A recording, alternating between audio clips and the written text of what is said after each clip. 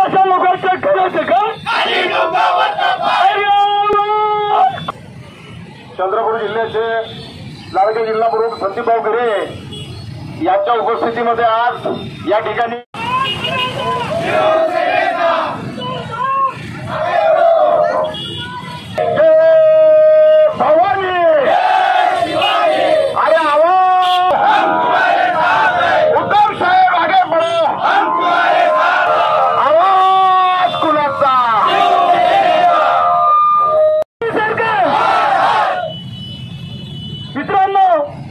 ज्या प्रकारे महाराष्ट्राचं राजकारण आज चाललं आहे हे फक्त महाराष्ट्रापुरतंच नाही तर देशभराचा पण विचार केला।